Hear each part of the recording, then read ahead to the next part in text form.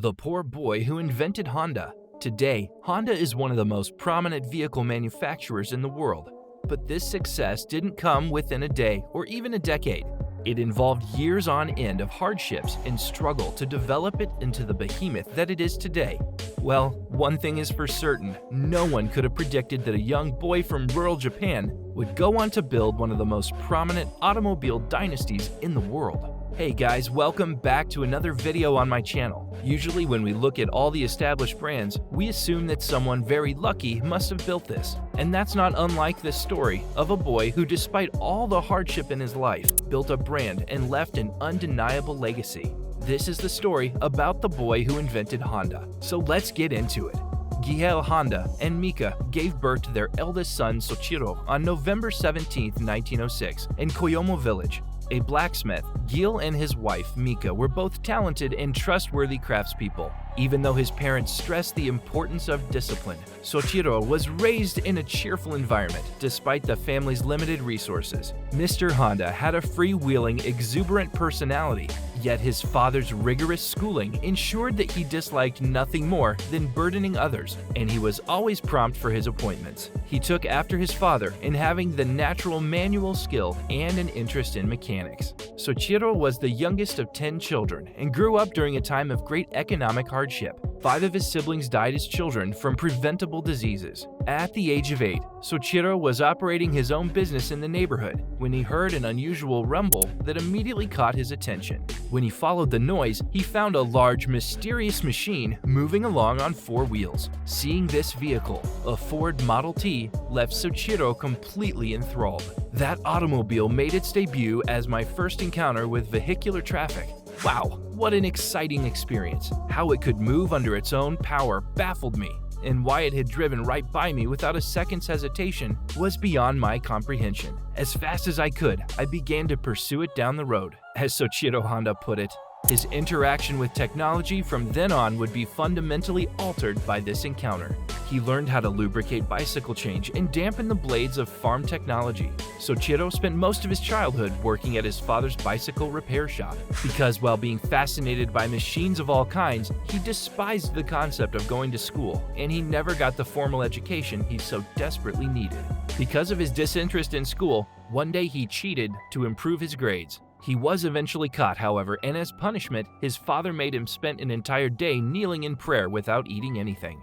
In 1922, Soichiro saw an advertisement for Art Shikoi, an auto repair shop in Tokyo. He reasoned that since the business was one of the most well-known motorcar services in the city, they could be hiring. So he contacted them by letter to inquire about employment. Soichiro quit school at the age of 15, left his family, and moved to Tokyo to follow his heart's desire. The proprietor of the shop, Sakakibara, was expecting Soichiro and had a task for him when he arrived. He was supposed to be looking after the owner's kid, and so Soichiro was dismayed to learn that he would be earning no money and performing no useful labor during the next few months. The job that was given to him involved wrapping a baby up and carrying it on his back. Soichiro stayed, simply because he couldn't bear the thought of facing his parents with his failure at home.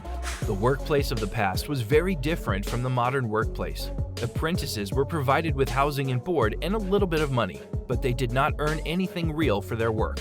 Numerous stories from Mr. Honda's time at the corporation can be found in his books and biographies, but the most crucial takeaway is that his time there had a tremendous impact on his development as a person. An understanding of the need to be flexible, the capacity to think creatively and independently, and a facility with machinery were all advantageous for Honda. Mr. Sakakibara soon took a notice of the young man once he finally realized his potential. It wasn't simply fixing cars that Soichiro Honda picked up from his employer.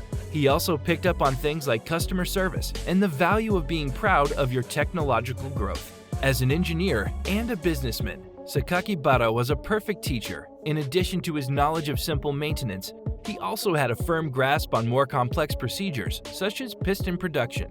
Vehicles weren't as common as they are now, but Mr. Sakakibara serviced both cars and bicycles. In addition to being a status symbol for the wealthy, automobiles were scarce before his efforts to bring Japanese technology to the world. Soichiro learned the ins and outs of many different makes and models of cars that came through the shop, from Lincolns and Mercedes to Fords and motorcycles.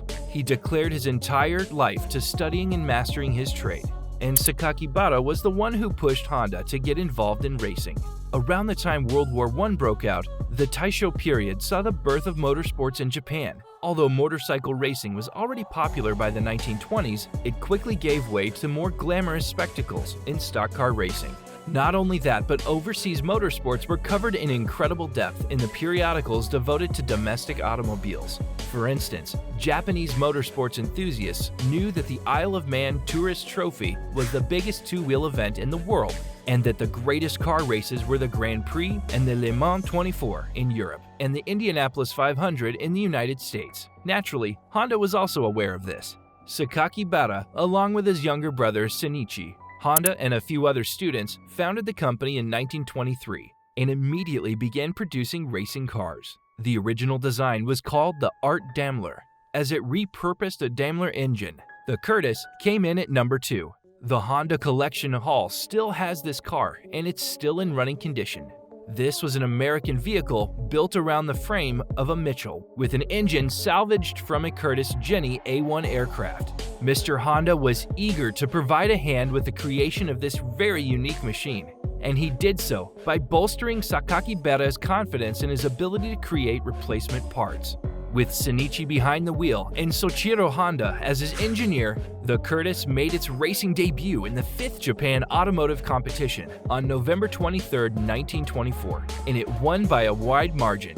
Honda, then only 17 years old, said his love of racing would last forever. In 1926, Soichiro was conscripted into the military, but he failed the required medical tests because he was colorblind. So by 1928, he was exempted from military service and permitted to continue to work at Art Shokai. To meet rising demand, Art Shokai owner Sakakibara had opened a new location in Hamamatsu. At the age of 21, Soichiro was left in command of the new branch because his mentor realized there was no one better to leave in charge than his youthful apprentice. But Soichiro began to grow dissatisfied with just repairing cars and decided to delve into the world of manufacturing. Lacking the technical knowledge to do anything else, Soichiro decided to manufacture piston rings. But even those were problematic, so Soichiro decided to go to college and enroll in a 2-year program. After receiving his education, Soichiro came out a new man and used his newfound knowledge to improve his manufacturing abilities. He started to produce good products, but by that time, World War II was in full swing, and his manufacturing facility was taken over by the government to act as a munitions factory. After the war ended, the situation in Japan was not conducive to producing any sort of vehicle. And after the protests, the Japanese government allowed manufacturers to start the production of scooters. In 1946, along with his brother Benhiro, Soichiro managed to develop a 2-stroke 50cc A-type motorbike. Due to a shortage of spare parts, Honda was soon compelled to manufacture his own. And while raw materials for production were still in short supply, growing demand allowed Honda to expand operations to a new factory. The Honda Motor Company was formally established in September of 1948. And from that point, things took off.